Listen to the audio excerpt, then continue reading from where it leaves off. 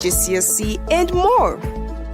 Get to know your weaknesses and strengths in various subjects after each test through analyzed data. Click on the link to get started now.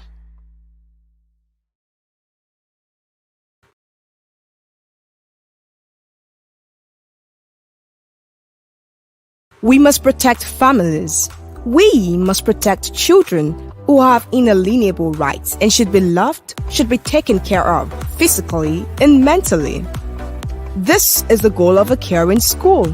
At Advocacy, we aim to support our schools and parents in providing these inalienable rights to every child. Introducing Secure Pickup, an automated process that helps with ease of drop-off and pickup. Now, as a parent, you can be at ease knowing that your child's school has got you covered. Receive instant text and emails as he or she navigates the world of learning. Advocacy, we care.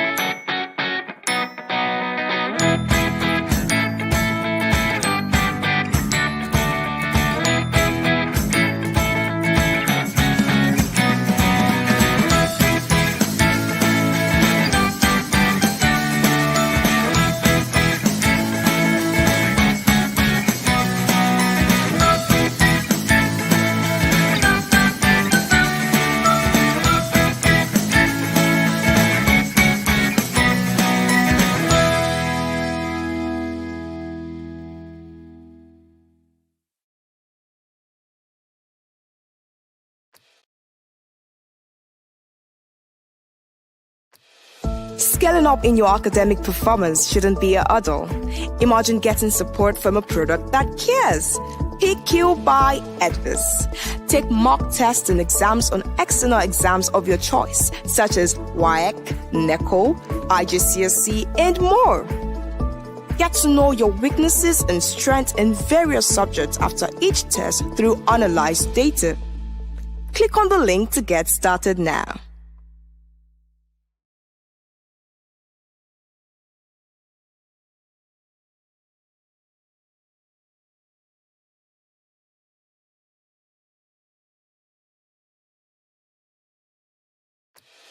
Scaling up in your academic performance shouldn't be a hurdle.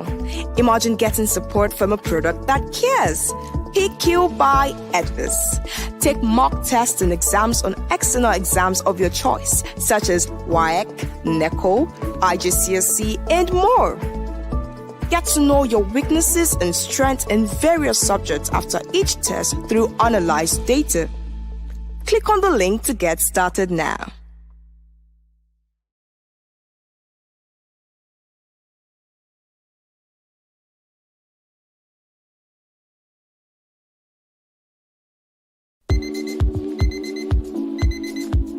Advocacy is Africa's leading digital educational platform, which enables administration, communication, finance, teaching, and learning beyond the classroom.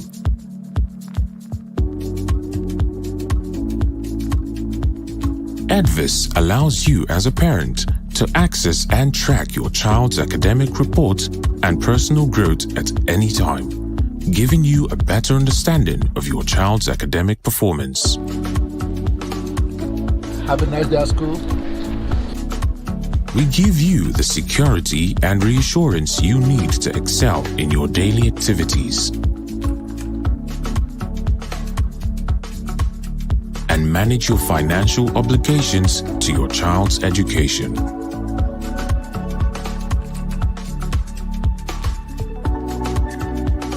Advocacy provides an administrative and management system which enhances accountability, teamwork, and growth needed for a thriving organization.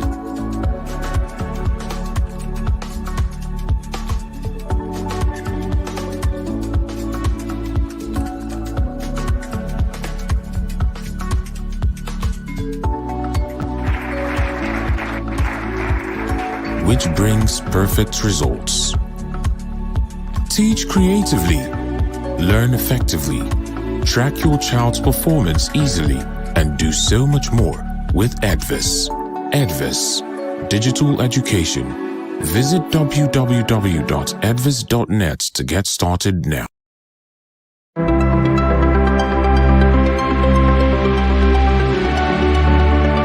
Ladies and gentlemen, may I have your attention, please? 10, 9, 8, 7, 6, 5, 4, 3, 2,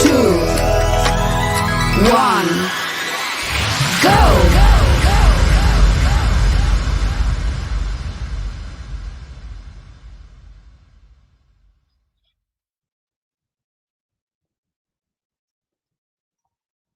Hello, everyone.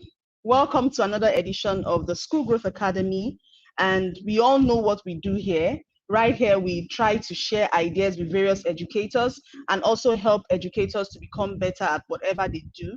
We also try to see how we can support school leaders and parents and every stakeholder in the educational sector to become better and to create the necessary change we want in our future and in the next generation. My name is Nenna Okore. I'm the Director for Learning and Research at VES, and I want to say a big welcome to all of you from wherever you're joining us. Now, what I want you to do is to go on your chat and tell us where you're joining us from. Just say hi. You can put in your favorite emoji and then just tell us where you're joining us from. Yes, let's start doing that right now. I can see some early comers. Let me call them early comers. Already here. Ifeoluwa Debite, Jamu Jimo Idris, and so many other people that are here from various parts of the country. So all I just need you to do is to say hi, good morning, tell us where you're joining us from. Are you joining from within Nigeria? Are you joining from within Africa? Are you joining from outside Africa? Just let us know where you're joining us from. Today's episode promised to be an amazing one because it's something that a lot of educators shy away from discussing. A lot of schools claim that they do IEPs, but the truth is that they do not actually understand the rubrics or whatever they need to do to, achieve IEP at this point. Therefore, one of the things that we decided to do in today's session is to see how we can help us understand IEP. So the first question I'm going to ask before I introduce my guests today is, what do you think IEP means? Yes, so just go to the chat box and tell us what you think IEP means. Yes, a lot of people are telling us where they are joining us from: Ibadan, Port Harcourt, Kaduna, Ghana. Thank you for joining us, Elvis from Ghana. Someone is joining us from Bayelsa, Oputa, Abigail. So I just asked the question, what is the meaning of IEP? What do you think IEP means? Thank you. So I'll wait for our responses and then we'll go straight into introducing our guests for today. So today I have two powerful women in the house with me.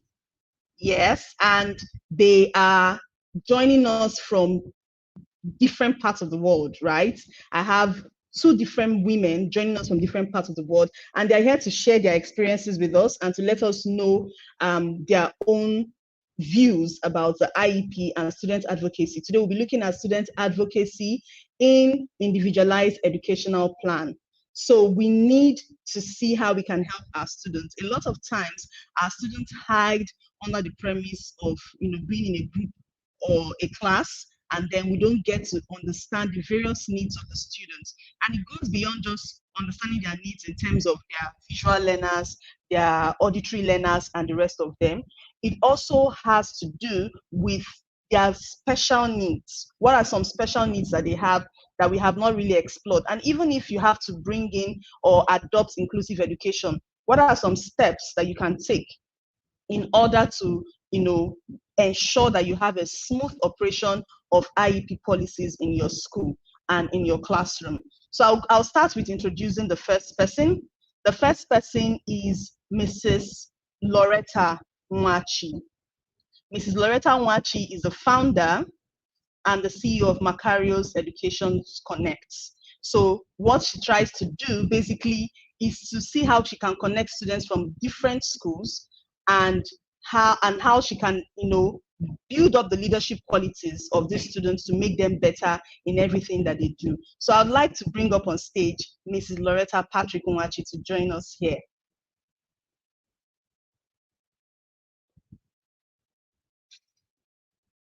Can she join us on stage?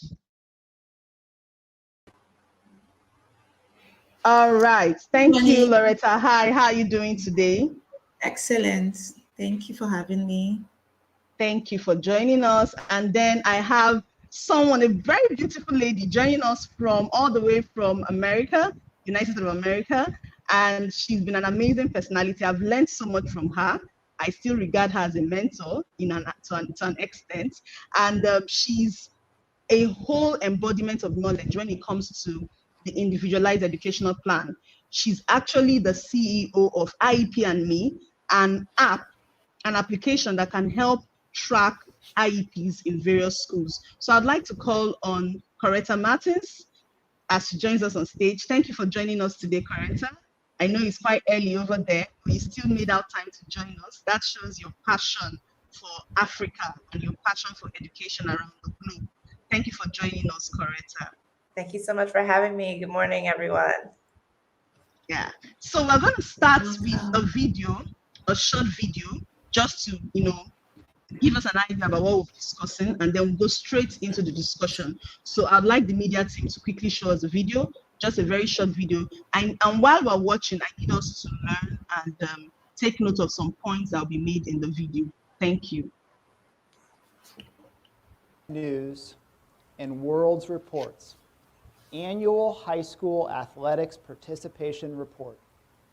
55% of all high school students, almost 7.6 million kids, participate in at least one high school sport.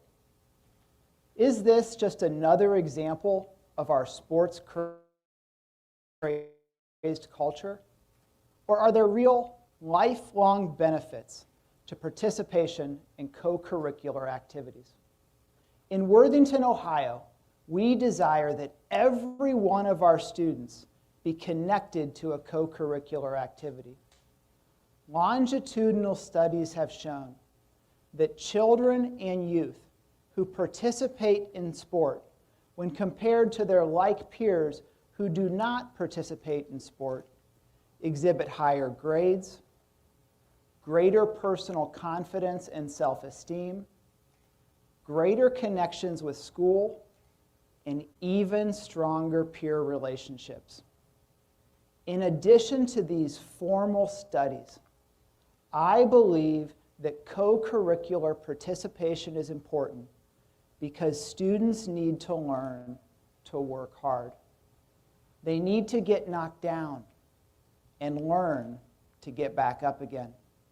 They need to build a resolve to never, never, never give in. So the day was February 19th, 1990.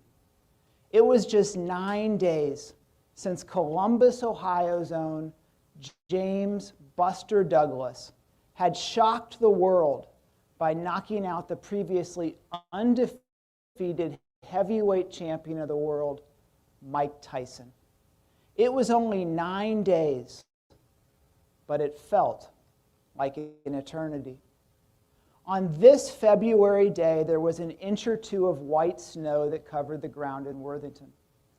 It was the first day of the spring lacrosse season for the 1990 Worthington Cardinals. The spring sports season in Ohio often begins with temperatures well below freezing, and this day was no different. See, I was there that day, and I was dressed in my black cotton Worthington lacrosse sweatpants that dragged in the snow. The team that was returning was the two-time defending Ohio lacrosse state champions. And with that, there were high expectations for this season. Nothing less than winning a Midwest championship would be tolerated.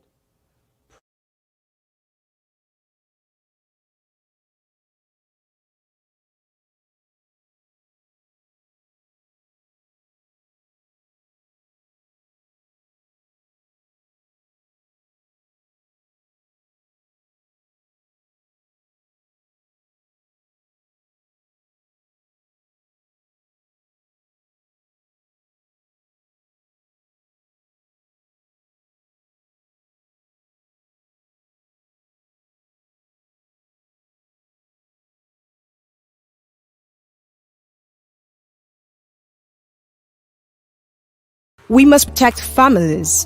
We must protect children who have inalienable rights and should be loved, should be taken care of physically and mentally. This is the goal of a caring school. At Advis, we aim to support our schools and parents in providing these inalienable rights to every child.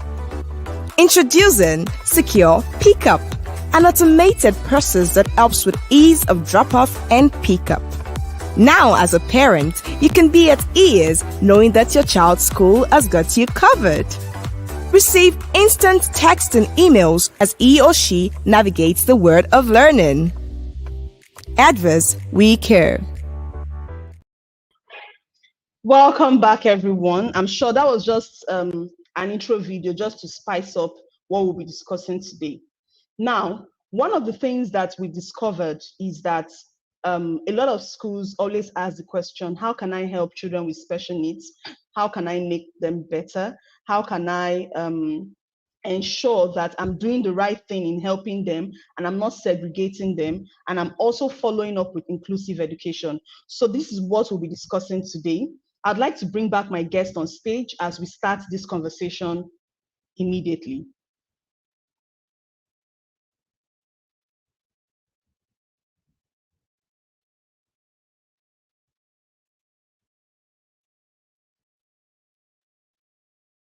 Can we have our guests here now, Coretta and Loretta? Thank you. Yes. So we'll start with the first question. And I'll direct this question to Coretta because you are the experts, right? You're the expert voice in IEP. What exactly is individualized educational plan and what is it not? Because I think there are lots of misconceptions around IEP. So what exactly is IEP and what is it not? Yes, thank you for that question. That's a really good question because so many people, like you said, have confusions around IEPs. So, IEPs at their core stand for individualized education plans. And within these individualized education plans, what we're really doing is just announcing to the student's entire village of educators what is their area of need, what are they working on, and what do they need to be successful. Sometimes, folks get really focused on, like, is this legal? Am I changing the curriculum? Do I have to do all these new things for the students? Sometimes the answer is yes, but really at its core, what we're trying to figure out is who are our kids as people? What do they need? And what supports do we need to put in place for them to be successful, that are usually rooted in goals, accommodations, and services.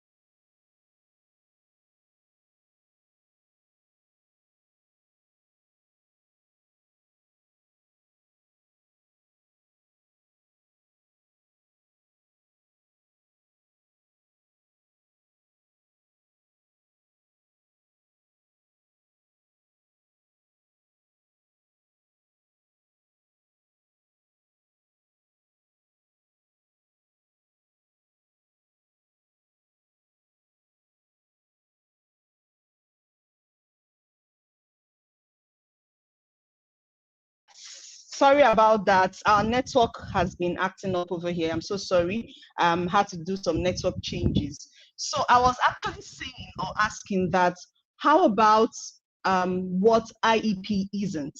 What is IEP not? Because one of the things that, or challenges that we faced in the past, is that a lot of people argue, or a lot of educators argue, that IEP could be a way of, lowering the bar for students who actually need help. So what do you think about that? Yeah, so IEPs are definitely not a way to lower the bar or lower expectations for students. When it comes to writing IEPs, something you actually really want to keep in mind is making sure that you're not doing that. You want to think, okay, this is where our students need to be. This is where our students need to achieve academically. What do they need to be successful? So not thinking, how do we make it easier? It's not making it easier. It's not lowering expectations. It's thinking we all must learn how to solve one-step equations. That's going to look really, really different if I have a disability that impacts my ability to hold a pencil. If I have dyscalculia and need a support, I might need a pencil grip. I might need a calculator. I might need extra time. But at the same time, these are all accommodations to reach the same end goal. I need this accommodation in order to be successful with my one-step equations. I need this service in order to be successful with one-step equations. It's not the idea that I will never achieve the goal, which is learning that skill, particularly in an inclusion environment. There are exceptions to that, of course, but at its core, what we're really trying to do is make sure students are able to achieve the same amount of any other students, but with more supports, more accommodations, and more services. Thank you very much, Coretta, for clarifying that. If you have questions as an educator, please feel free to ask questions about IEP. I know Coretta has a presentation for us. I'll allow her to give us that presentation, just to take us through IEP and the various rubrics that will be needed in your school if you need to implement a form of IEP. So I'll leave the floor for Coretta for the next 5-10 minutes to just present to us and then tell us more about IEP before we go straight into the student advocacy part of IEP. So are you ready, Coretta? Yes, let me see if I can share my screen, because yes, would love to take a moment just to talk to you all about IEPs and talk a bit about what increasing student voice and transparency in the IEP process looks like. So All give right. me just one moment. Okay.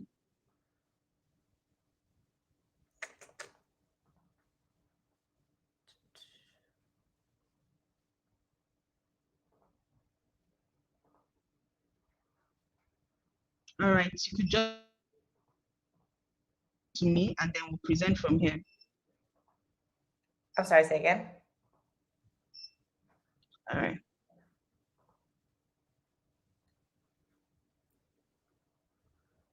All right. So while we wait for that, let's just go on. Maybe you could just talk to us. I wanted them to see a visual representation, but maybe you could just talk to us about it and then we'll move on from there Yes. while you send it to us as well. Are you all able to see my screen? Oh, perhaps a little. Okay. Either way, I can Out talk a bit. over it. All right.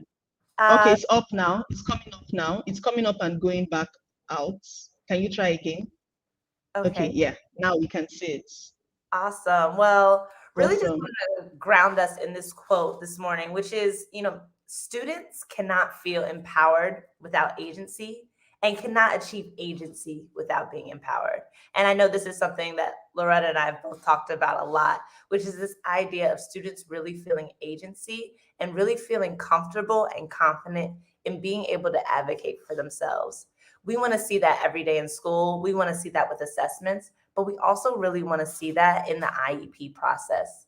So for today, I want to quickly just talk about using IEPs as the foundation for communicating with students and families, but also thinking about the why and how to implement student-led IEPs for all types of students. So again, going back to that question, what is an IEP? IEPs are individualized education plans.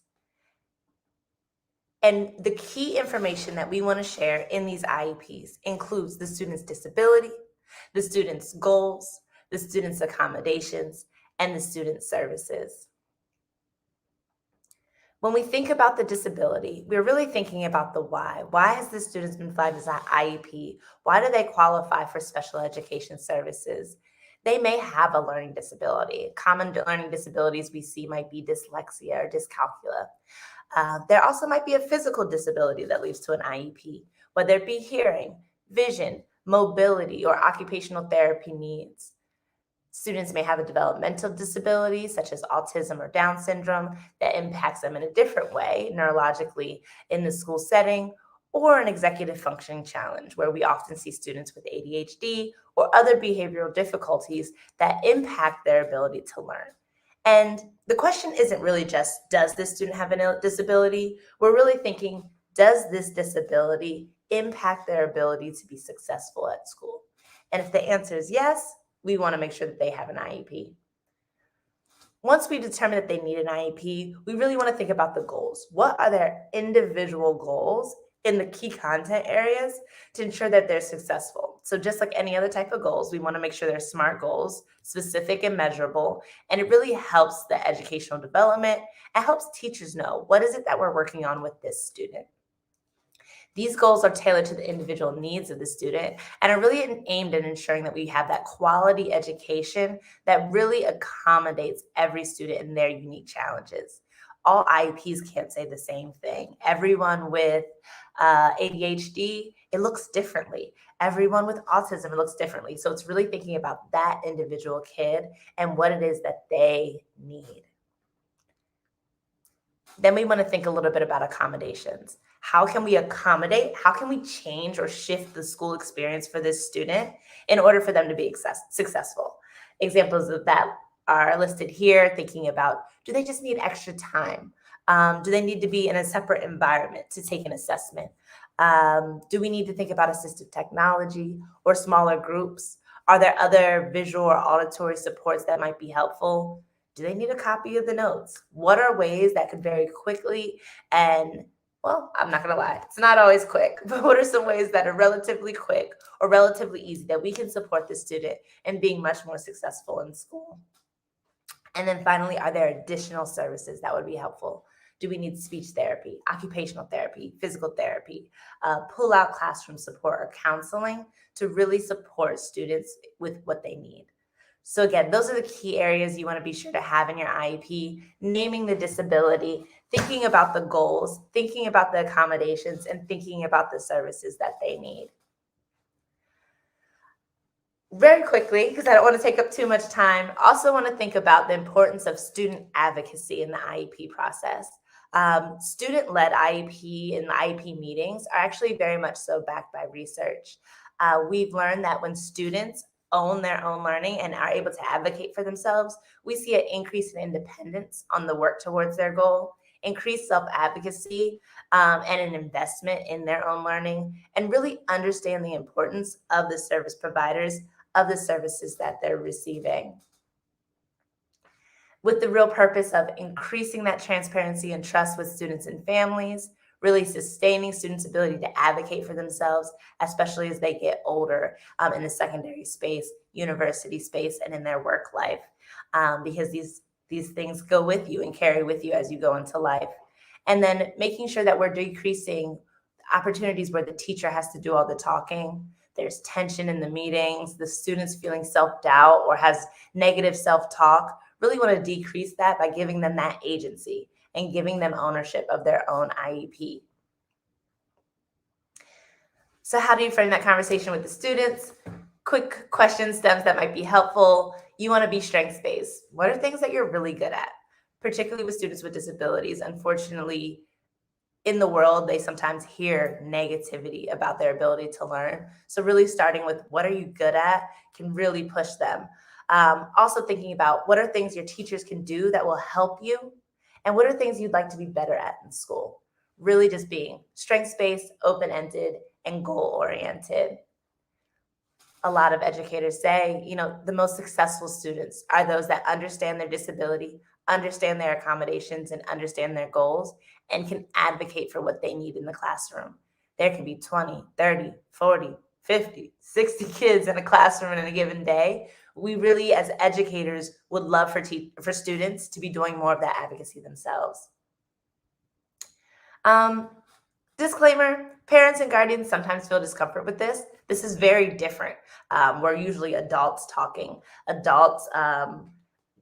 about what a student needs. So it's important to really start to build out that culture with teachers and parents around how can we take this more innovative approach to engaging students in the IEP process and allowing them to advocate for themselves. This is a really good spectrum I've used pretty frequently to think about what this could look like. Thinking on one end, you could have an IEP meeting and create an IEP without the student. And on the far other end, we get to a point where student leads and directs all the aspects of their individualized learning plan. And all students might lie somewhere different on the spectrum. But the goal is to really push our thinking of, rather than doing something to the students, rather than planning for the student, how can we get them to be a true advocate and true participant in their own learning?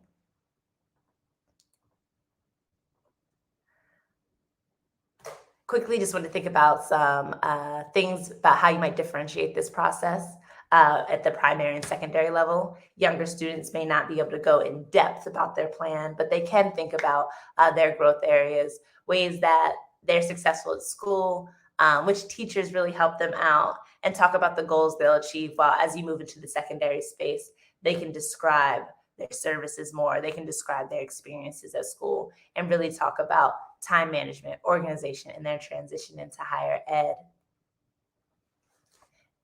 This isn't always easy, so it's important about thinking about the common barriers and how you'll solve for them when you have time constraints, because this is tedious special education.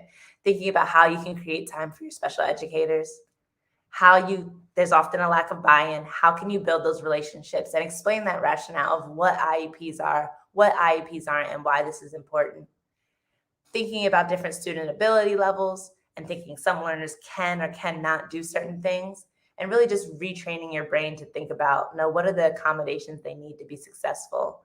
And then for any teachers in the space, if your leaders aren't here today, you may be thinking, well, my leaders may not be aligned to this.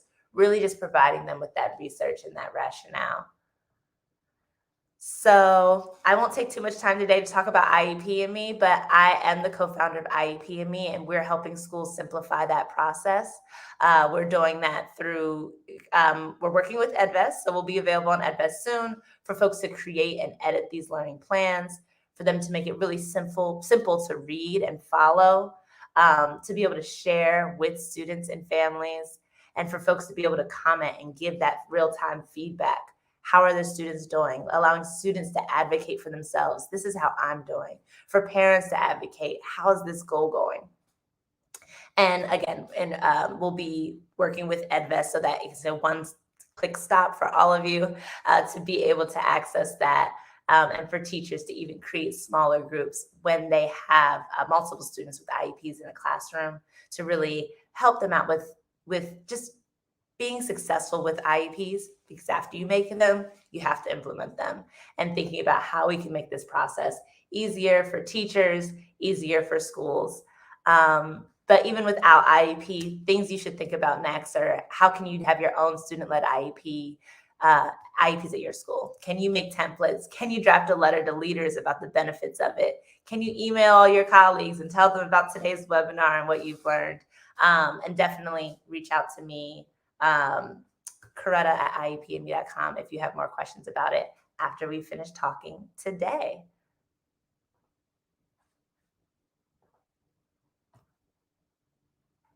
And I will pass it back to Dana to see if there's any questions or see what else we want to talk about today with student advocacy and the IEP process.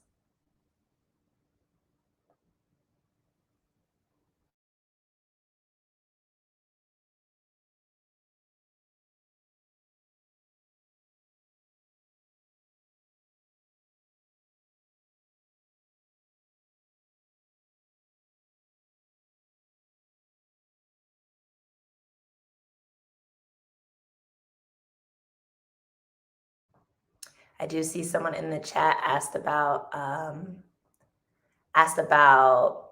getting a copy of the slides. Please just shoot me an email. It's Coretta, Coretta, at iepme.com, and I will send you over a soft copy.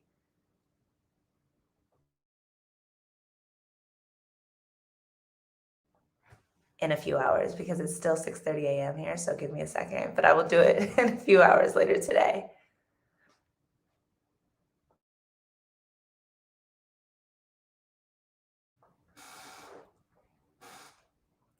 I also see a question in the chat about IEPs being beneficial to special students as well. Yes, IEPs actually are really beneficial for all students. There's a big movement currently happening in California where they're starting to do individual plans for all students, regardless to whether you have a documented disability or not.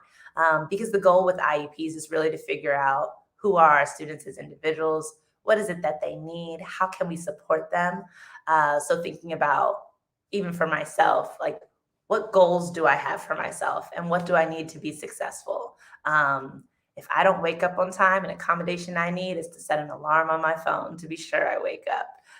If I might forget to do something for today, I do a to-do list. So even those of us who are neurotypical benefit from individualized plans and accommodations. So IEPs can definitely be successful with all students.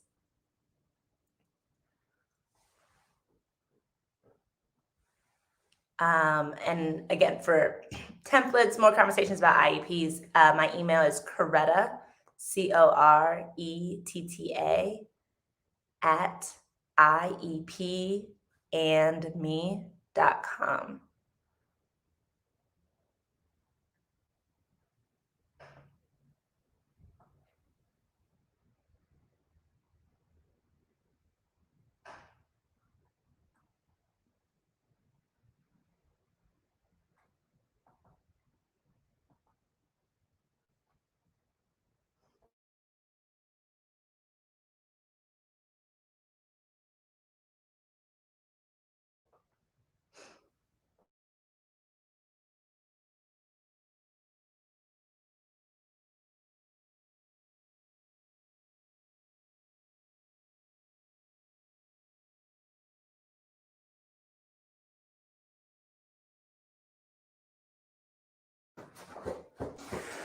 So yeah, talking about IEPs in other contexts, IEPs really are overlays to the curriculum. So another misconception folks sometimes have are that IEPs change the core curriculum or change what students are learning in their day-to-day.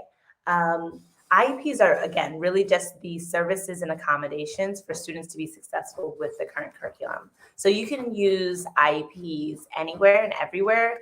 The goal really is just to talk with your schools and talk with your administration about who's going to own that process if you don't already have special educators or learning specialists in your schools.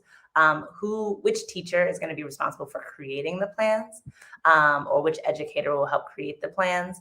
But once that's done, you can implement them with any curriculum in any school in any country. It's just thinking about a new way of thinking about supporting all learners. Thank you so much, Coretta. This has been amazing.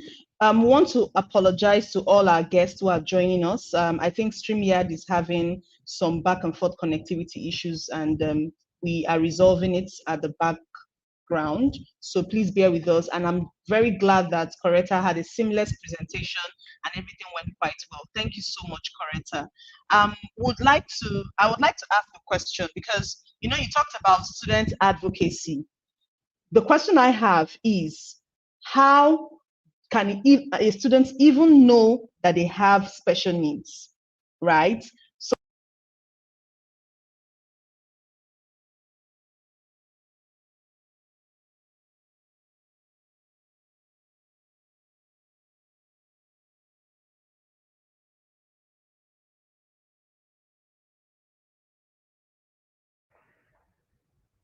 So I can talk a little bit about that, thinking about student advocacy. The first step is really important for students to know that they have a disability, or to know that they have, that they just have a uniqueness about them.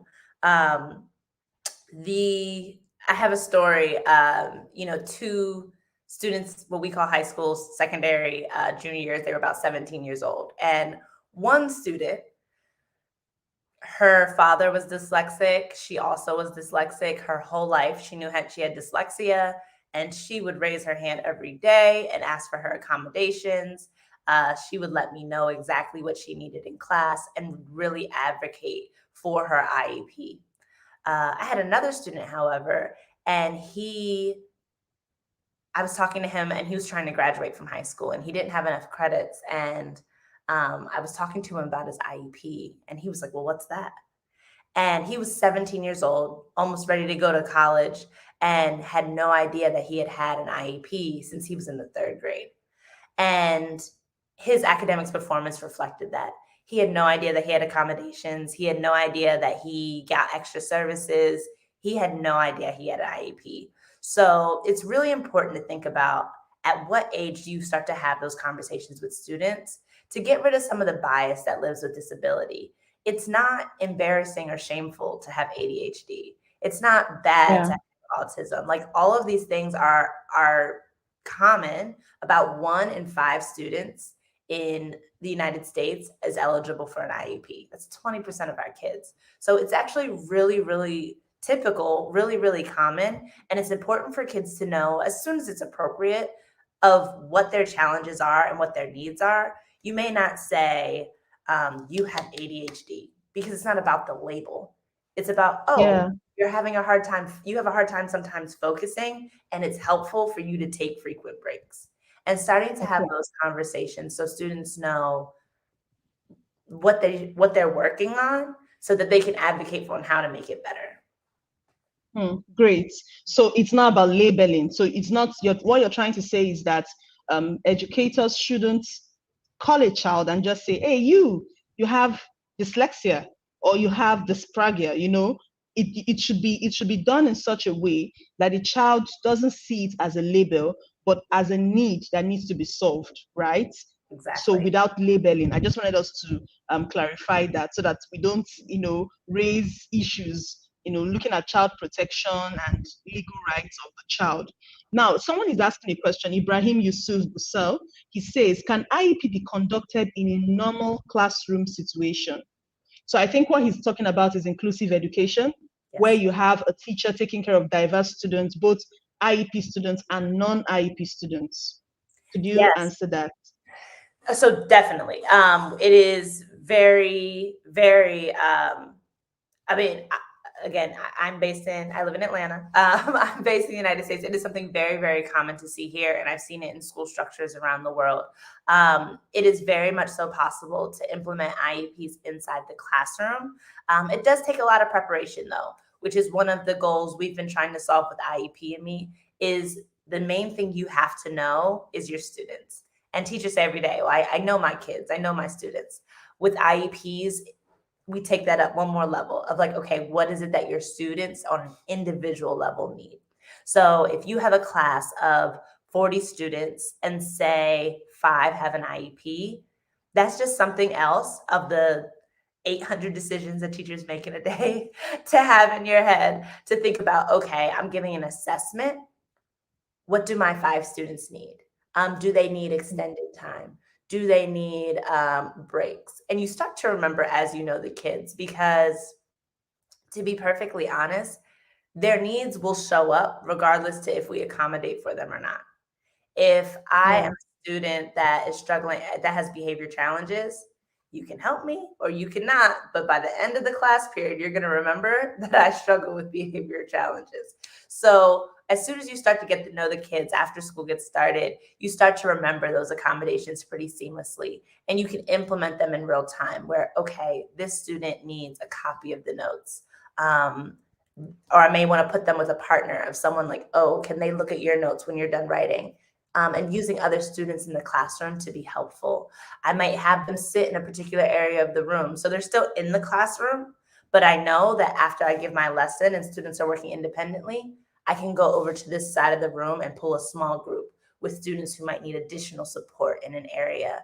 I might have I always do this. I always have a timer where if I have a student in the class who needs frequent breaks, who needs to just stand up and walk around, I'll set the timer for them, or perhaps give them a timer where every 7 minutes, just stand up and take this fake pass to another room and come back, because I know that this is something that they need. And trying to, again, when you let students know what they need, they can advocate for it themselves. And you can start to create this sort of autonomous experience around IEPs in your classroom without it being a separate classroom. Thank you so much, Coretta. Before we take the next question, which will be directed to you, I'd like to bring up Loretta. I don't know if she's at the backstage so that she can come up. I'd like her to talk to us from the parental perspective. Loretta, so sorry, we had to go in depth into it first before bringing in another stakeholder, right? So Loretta is a parent, and she's also done a lot of work as regards student advocacy programs, especially in learning and in being confident about what they do. So I'd like Loretta to share with us from the parental perspective, right? What do you think about student advocacy in IEPs? And what do you think is one of the challenges we face in Africa, for example, when it comes to meeting up with the challenges that the students raise? Because I know that if we allow students to talk about their problems, they are ready to talk about it. But are the school systems, are the other stakeholders in education ready to meet, to the needs of the students as they raise their voices to demand help and to also ask for changes in the classroom? So I'll let Loretta to speak to this. I think you're muted, Loretta. Thank you. Okay. Good morning. Thank you. Thank you for bringing me up. And thank you, Nina. I'd like to say thank you to Coretta. That was really inspiring, very expository. I learned a lot. Yes. The student advocacy, just like Nina said, if you have to bring up a child, right, the child would know, oh, this is a problem, maybe in calculation, in this. So I think every child, especially the child that wants to learn, of which a lot of children would want to learn. But from what I've seen now, I think we should actually we have a lot to do, especially in Africa, about our curriculum, our learning process, because it's most times it is one cap fits all, just one cap. It fits this, it fits that, it fits that. But clearly, from what I have seen today, I have been quite impressed, knowing fully well that if we could tweak, or if we could how do I express it now? I think we need to give more voice to this IEPs now, and because everything goes together. If a child is not learning well, a child is not feeling, a child is feeling he's not expressive, he's not able to tell you, okay, this is where I have a challenge. The child will keep not doing well, right? He will just not do well, and you think he's dull. No, he's not. It's just that his learning process, or the way and manner he should be taught, is different. So as a parent, I would clearly advocate. I don't have any child with special need, but I've seen children with special needs. I know people that have special needs children, and I know how sometimes they are frustrated, and they just become emotionally drained because it looks like they're not connecting with the child. So I think what we have heard today should actually have a wider audience. It should be a regular discourse until it's something that every school, every parent, every head teacher comes to appreciate. I think it would help to ease off the tension and learning in our classes, and the frustration teachers feel, and then parents too will understand. They will know that, okay, because I've seen a movie, I'm not advertising it now, I hope I cannot even remember the name. Yeah, it's called like Stars on Earth. The child had a challenge in math or something. The figures keep dancing around, but that child, getting another teacher, or I think it was changed, the school was changed. He met a teacher that had that problem and had a patient teacher that walked him through the problem, and he got better, was able to bring out the best in the child. And the child, it was discovered the child was one of the best artists. He won this art competition in the States, something like that. And I remember the day I watched the movie, I was really, really crying, because the parents, the way the father would beat him, call him doll, and all that, the other ones would bully him. You could tell this is a child, he was trying so hard, but people just couldn't connect. So thank you so much, Corrector. I know Adverse, you guys Yes, working I together. can I can't wait to have IEP and me integrated on Edvis. I need Yes. everyone to look out for it, because just from the question that we are seeing on the comment section, Uchechi Cordial, for example, is asking that a lot of parents don't believe that their kids have a special need. So how is it possible for parents, how is it possible for a school to get parents to cooperate with them? Now, the student already knows that they have this need and they are advocating for it. But the parents, on the other hand, need to also come in. It has to be like a triangular Yeah. relationship to ensure Yeah. that the child gets the best support. So, how do we allow parents to become engaged with stuff like this? I'll direct the question to you, Coretta, and then I'll also allow Loretta to speak about it as a parent. Okay, so I'll just round up with this, so Coretta can take the floor because she's the expert. Okay. But I Yeah. feel, at this point there should be, Coretta should have maybe like a mechanism or something, something that would be like a tick off box that shows if this child doesn't do this or does this according to this, then it's streaming towards this area. I think that's something that parents would really need to see, to know that this is norm, this is a deviation from norm. A deviation from norm now doesn't mean the child is, it doesn't mean abnormal, or I don't know how to put it, because we have to sound very positive about it to get all the positivity in the reception as well. So, but I really appreciate this topic, so appreciate it, and I just believe we will have it as a regular discourse and have more publicity, so that because the emotional balance, when you talk about, I'm an advocate about for academic excellence, but you are not getting anywhere with academic excellence if you don't understand the children that you're dealing with and what the issues are with them. So, I mean, this is awesome. Thank you so much. Thank you, Loretta. So I'll allow Coretta to speak to this. How can we bring in parents as stakeholders to cooperate with schools in terms of IEP and diagnosing a child as someone with special needs? Yes, that can be challenging, and it definitely looks different. Parent by parent, culture by culture. Um, Something that I have found successful is really similar to what Loretta said, really explaining the data and the why um, of the discovery of this disability.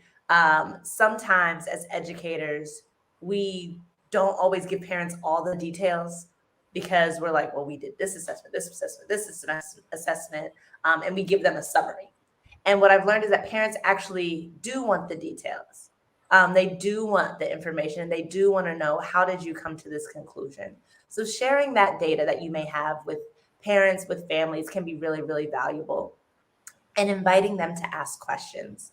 Something I've straight up asked parents is like, what makes you excited about this? What worries you about this? And just going ahead and letting them get that out, because sometimes you can solve the worry. Sometimes the worry is, I'm afraid she's going to miss class now, or I'm afraid that she won't have any friends, or I'm afraid that this will stop her ability to get into the secondary school that I want her to attend. parents have all sorts of different whys they're worried when it comes to disability. And it's important to understand that individual parents' why. Sometimes also when it's a bit of disbelief, also knowing that it takes time. It might not be in that meeting that the parents are automatically bought in, but you can start to show them slowly through, okay, this is accommodation is working. Let's celebrate the wins. When we gave your son 10 extra minutes, his grades started improving. And we realized he really just needs extra time.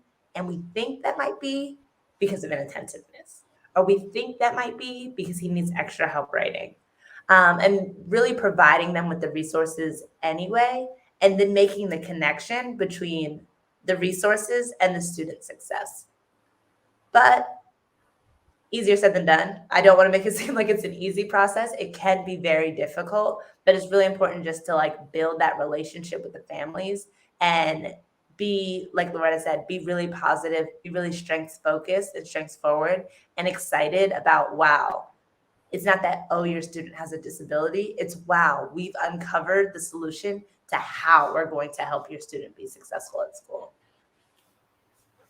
And Elijah, I love that quote. If a child can't learn the way we teach, maybe we should teach the way they learn.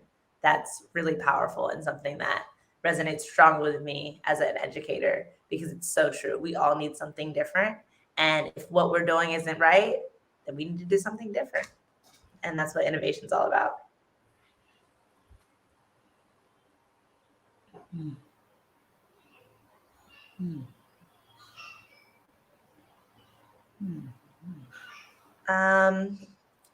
Developing an IEP from an evaluation. Christy, I see your question.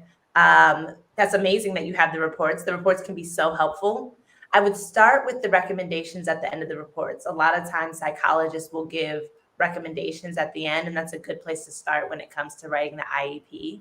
But generally, just going through the report and highlighting the areas of need or the areas of challenge has been something that's been really helpful for me in taking a report and writing an IEP, because then you get the flag, okay, what are the core areas, what are the core needs, and taking each challenge and then thinking, what are the accommodations that would connect with that challenge?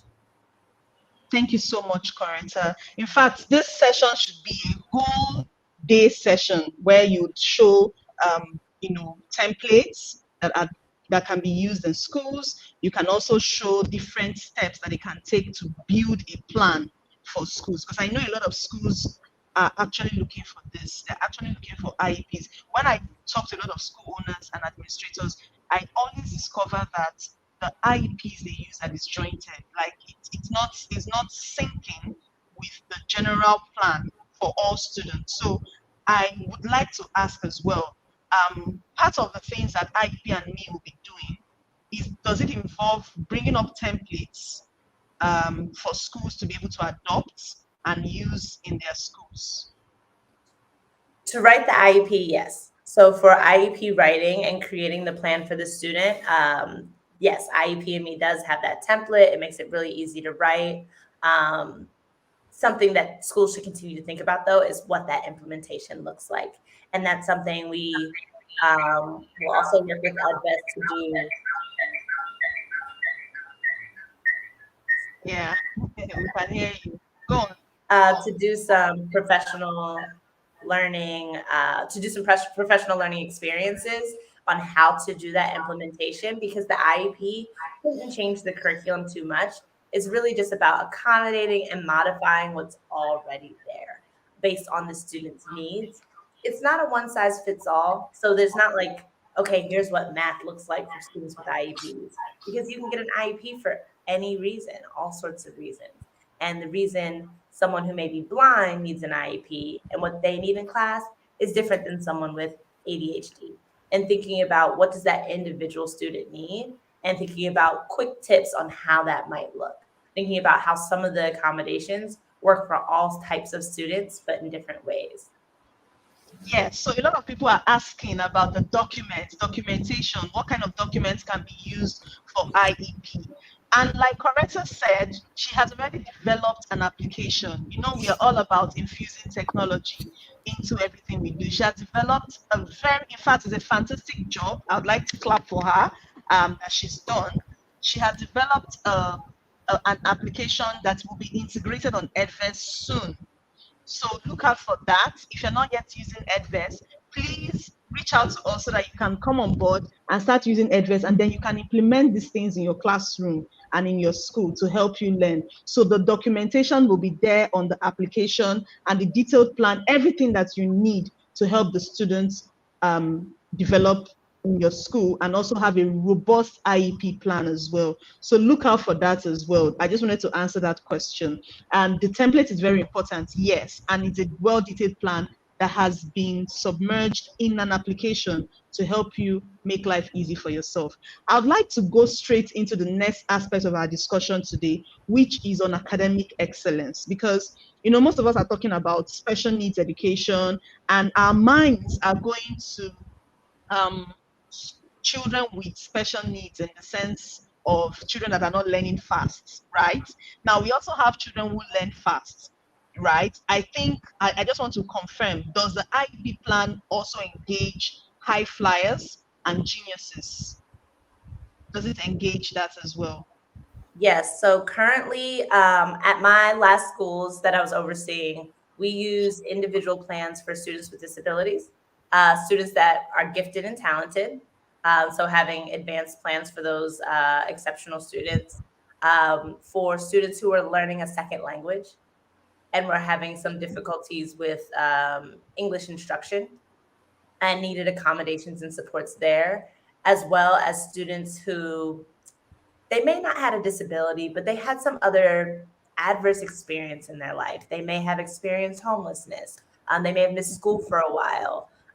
They may have, all sorts of things. What about geniuses, like those who are that are way higher than their class level? Yes. Yes. So we call that gifted and talented. So yes. Gifted and talented. Yes. So those genius gifted students who have that exceptional needs really benefit from IEPs. Thinking about how can we continue to push their learning and push them academically in a way that may or may not mean skipping a grade. Because developmentally, kids don't necessarily, you don't need to be 10 in university, right? But because you still want to be with your peers, but ways to continue to individualize their learning so they're still reaching their level of academic excellence in class. Okay. All right. Thank you so much, Coretta. So, Loretta, one of the discussions we've had in the past has been about academic excellence and how a lot of schools look for shortcuts, not to slight any school in this program, but, there's this rush to ensure that students have academic excellence. But the details, that is what Coretta has been talking about, the foundation, the nitty-gritty of helping those students at the core level is missing. So when they get to the higher level where they have to take entrance examinations and external examinations, you see a lot of problems. The schools resort, in order to solve those problems, the school resorts to things like examination malpractice. Now, as a parent, what are your views? What are the kind of advocacies that we need to speak up, to totally eradicate this menace in our African schools, and to see how schools can start thinking inwardly than thinking outwardly? So I'll allow Loretta to talk about this and then share her experience, and also talk about some activities and projects that she's currently running to see how we can push and advocate for academic excellence, and also advocate against exam malpractice. Okay. All right. Thank you. Thank you, Nina. Thank you so much, Coretta.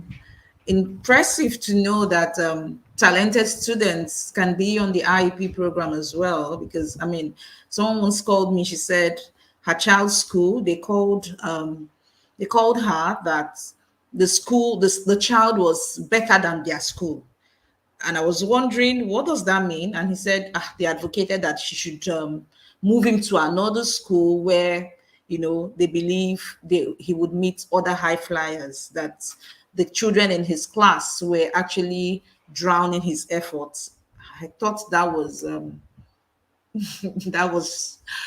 that was wonderful, but it looked strange. But listening to you, I know it's possible now, because I've actually seen some very special kids. So back to the discussion, what we're talking about, academic excellence is for me is a passion. It actually started because I realized that, oh my goodness, the way we are going, especially in Nigeria, this is not the way to go. This is not how we were raised, our own generation. This is not how we were raised. We were taught in school. We finished classes before, 1:30 p.m. every day. And we had 2 breaks in between. We played with our friends. We went home. We went for competitions. We excelled and all that. But these days, you find children are kept in school. They come back. Some of them are still not able to do their homework. So it means there's a problem somewhere. And as a parent, I took a lot of interest, especially when my daughter had to do National Common Entrance exam for the Unity schools in Nigeria, that COVID year, 2020. And, there was an incident in her hall, and she had to brave up to the supervisor. I actually wrote a book about it. I think I should talk about it right now. It's right here. Yes, please. It's Yes. called Task Examination. So it's the story of a child's bravery in the face of examination malpractice. It's a book that, thankfully, I'm so excited to say this book will inspire children everywhere. Because something I know about children, right? Every child is a star. That's what I believe. Every child is a star. Every child is your child. My pastor would say that every child is your child. Every child is a star. Now, why do I say it? There's no dull. I don't believe there's a dull child. Children learn, and they learn so fast. And then children exhibit what they see. If you show a child excellence, that child will follow the excellent way. If you show the child mediocrity, which I believe a lot of schools have now relapsed into. When you show children mediocrity, like the bandwagon, they follow, except those very few that, maybe there's another voice from the house, an assenting voice saying, no, you're better than this, don't do this. And that's what my daughter had, because there was so much mediocrity in the hall, and the supervisor was trying to call out the answers to an examination. She knew exam is supposed to be written by you and no help. That's why it's an exam, because that's what we always tell them at home. That's why it's an exam. So when you excel, you raise your shoulders and you say, I did well, So seeing a child or seeing children being assisted in the hall, she knew that was wrong. So she spoke out. And even though she couldn't stop what was happening, she was absorbed of whatever happened, because once she spoke out and she was bold enough to be speaking to the person that was pushing it forward, pushing that agenda forward in the class. And she said to me, she said, some other children were not part of it. Thankfully, she passed the exam, but there was mass failure in that hall. Okay, in that examination, that's because I followed through. I wanted to find out what was the performance from that school. Yes, thank you. That's the book. So we're actually working on getting it mass printed for second term. A lot of school owners have been writing to me saying they would want to use it as their literary read. It's very interesting. I could just quickly do, I have a special letter to parents here, beautiful letter that I had to write to parents to just tell them thumbs up for those that are doing well and all that, and teachers too. And then there are keywords, there's a glossary, and there are questions. And then something I wanted to do to initiate, there's a part for class discussion. So it's actually a book. This book is a project, is a crusade. So through Nena, I'm sure you could we could find out how your school can be part of it when we get the batch printed and all. But it's online right now on Amazon Kindle, and Ricardo Books. Yeah, but back to what we're talking about, academic excellence. Children will generally follow the route. You show them a route, most likely they're not going to question. They feel, oh, you should know what you're talking about. And this are actually children at an impressionable age. I'm talking about children from 5, 6, 7, 8 years old. That's the book was brought down to that level so that a 5 year old can read it, a 6 year old will read perfectly and understand it, and then spread it. Because when children know, I can do this, I can read for my exams, I can pass my exam. If Kika could do it, I will do it. And I will do it even better. That's what the book is telling you. If Kika could do it, Kika is a real human being. That's my second daughter. If she could do it, you can do it and do it very well. And that's one other thing. God help us. We will take up with a lot of these organizations. Let that child that is academically sound be the face on your billboard. It will push more children to want to be like that child. Okay, so if maybe I don't want to use some names now, some corporate organizations, some of us may have friends in high places. Let there be a reversal, not this, Mediocrity. wonderful set of people. Yes. Thank you so much, Loretta. Yes, thank you so much. So I actually wanted you to present Kika's story here because it's very important for us to know that some students are already advocating for academic excellence and change in our schools, right? And that's the essence of this webinar. The next webinar we'll be having, we're bringing in students. I wish Kika would be part of, that's, Kika should be part of the panel. So we'll be having a lot of students who are advocating in various ways, both students with special needs who are advocating, students with that are high flyers that are also advocating in their schools, doing various things to make sure that meritocracy, academic excellence comes back into our schools and into our school systems. This is just the beginning of the advocacy that we're working on. And one thing that we're trying to do at Edvest and achieve at Edvest, we're trying to let school owners and schools know that we're not just here to sell technology. Anybody can. Africa. Education has to be different in Africa. Education has to be better. And our students have to be the top in the global space, right? And that is why we are connecting with a lot of people. We've connected with FET simulations. We've connected with Kunda Kids. We've connected with Coretta Martins, IEP, and me. And we want our children to get the best in education. We do not want mediocrity in our system anymore. We do not want any form of backwardness or stagnation with our children, because we know that these children are the next generation.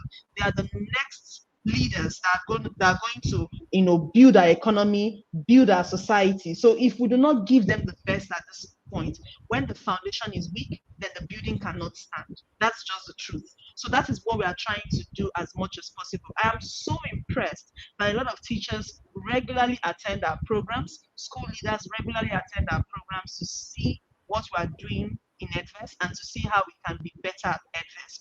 And because of time, I wish we could go on and on to discuss this topic, but I want to promise you here that we'll have maybe a part 2 of this so that we can dig deeper into IEP.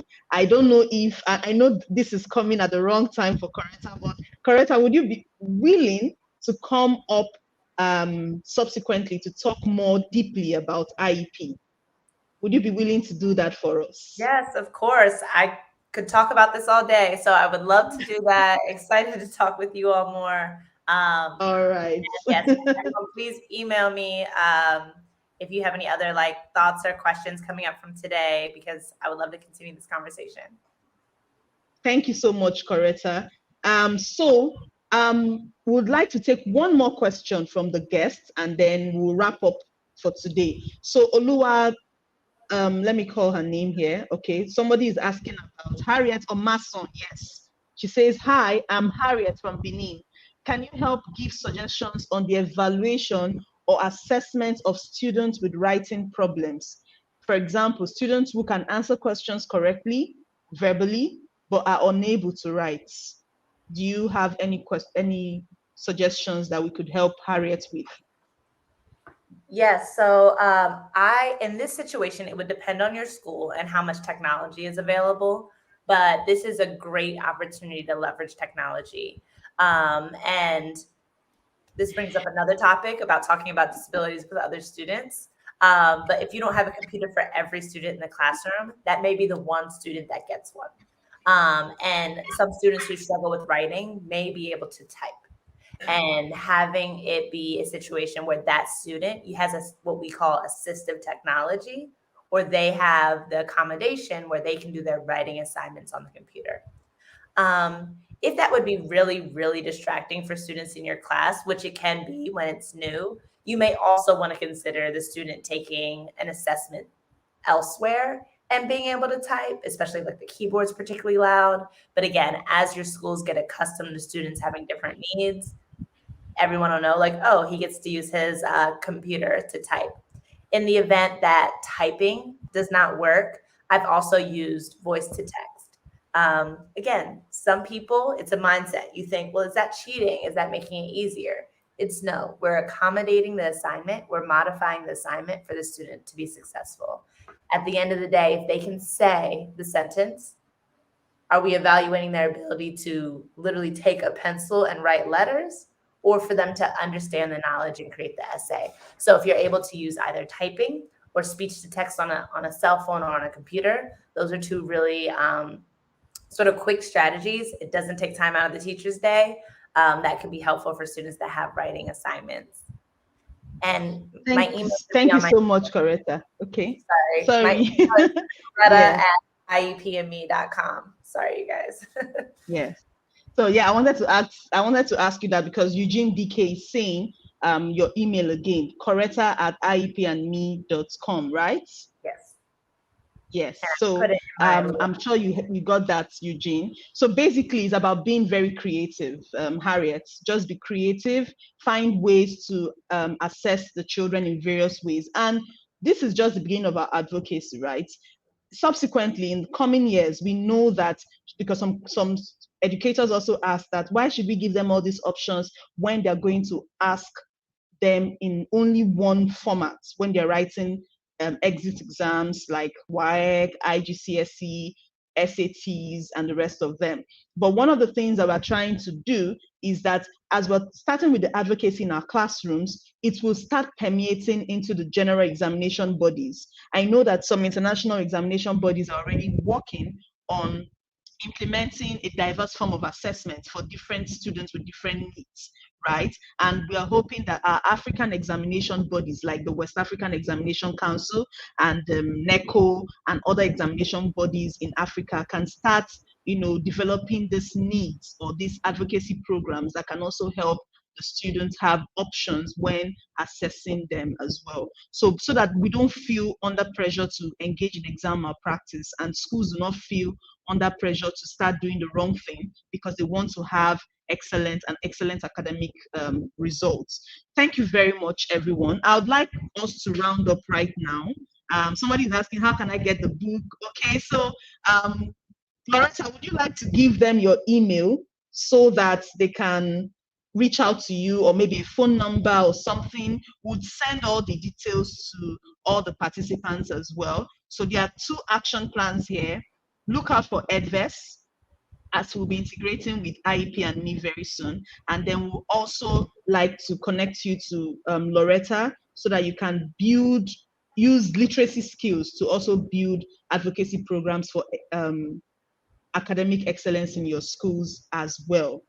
Somebody says, can you share it on PDF? Yes, it's on Kindle and on Amazon, right? Amazon, yes. Amazon, Kindle, Amazon, yes. Okada So Books, right even there. on Seller. Okada Books, and yes. So you can check it out. So just check out Loretta on LinkedIn. All the links are there for you to be able to view the PDF version and all that.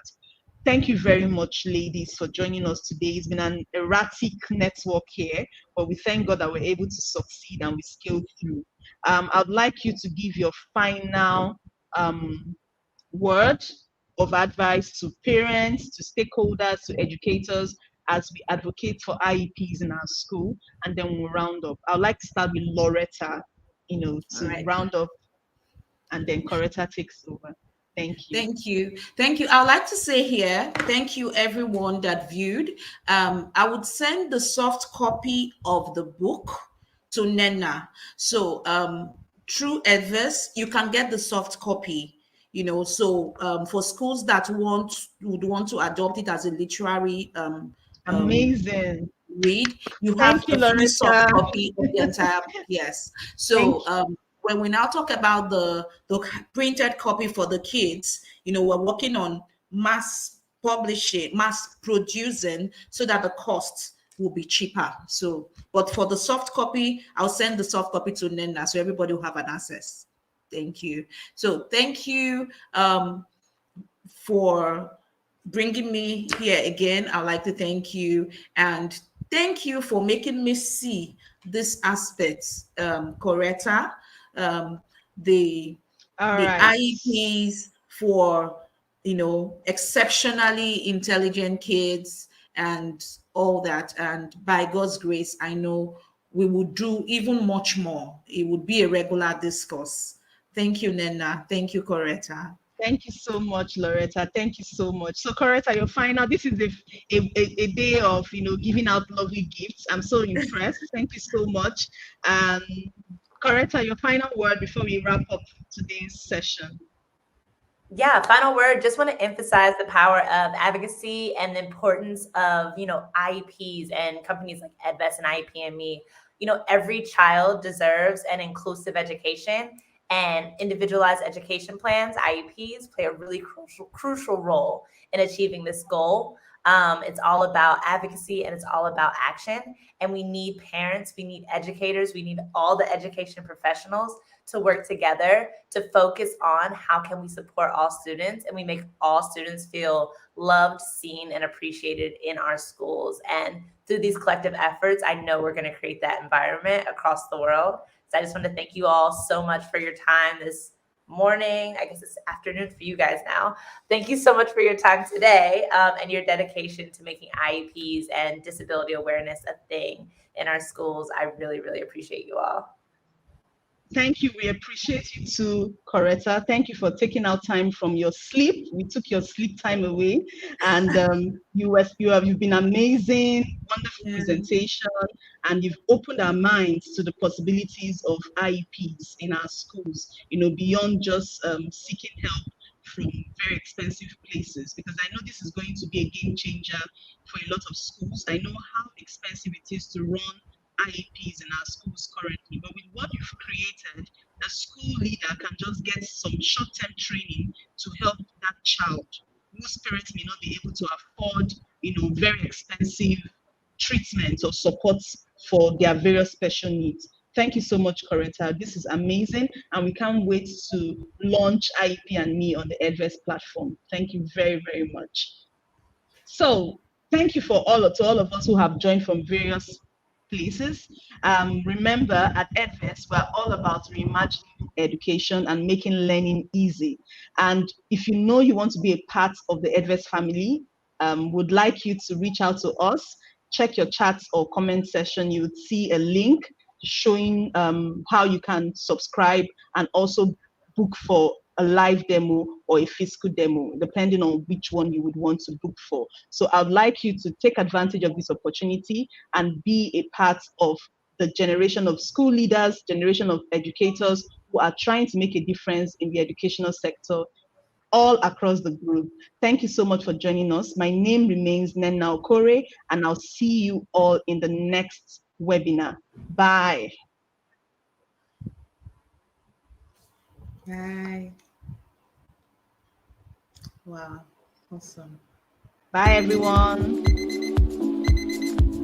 Adverse is Africa's leading digital educational platform, which enables administration, communication, finance, teaching, and learning beyond the classroom.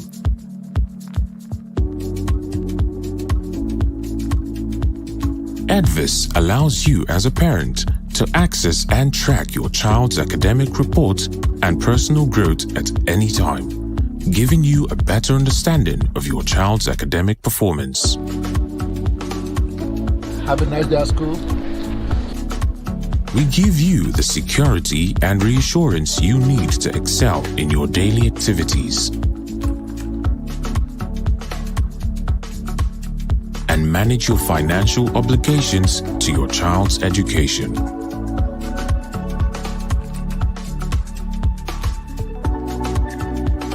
Advis provides an administrative and management system which enhances accountability, teamwork, and growth needed for a thriving organization.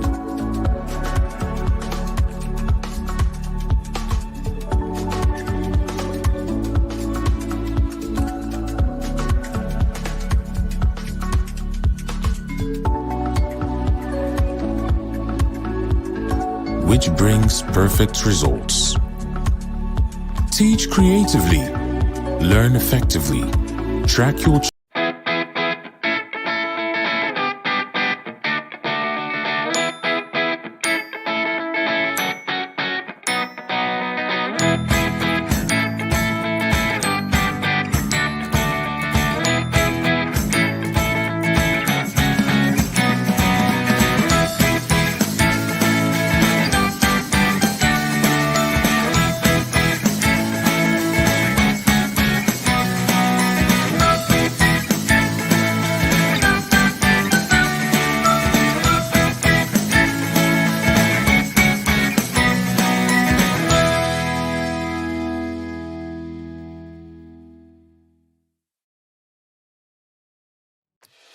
Scaling up in your academic performance shouldn't be a hurdle.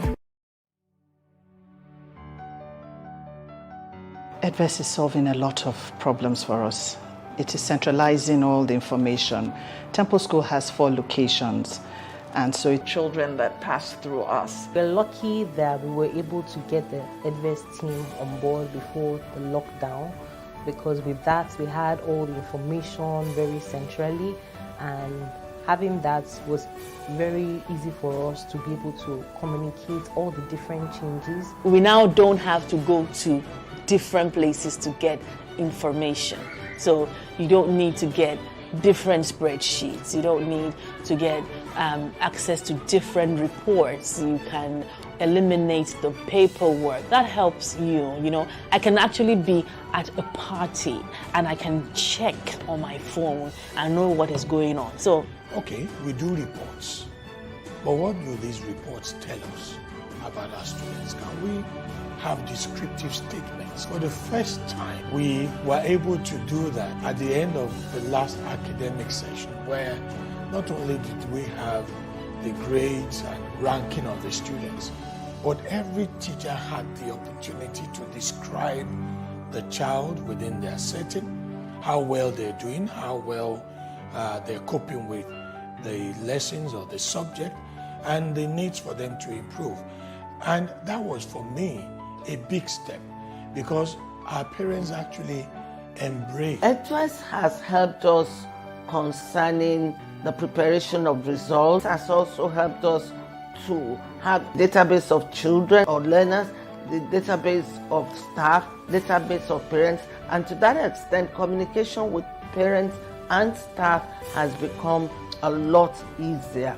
The quality of Adverse reports has been very, very good. We have not had any cause to give a negative report. Analyze information. I think it's the analysis. Again, I always say to the Adverse team, is the fact that we can analyze data. So I know children's performance according to gender.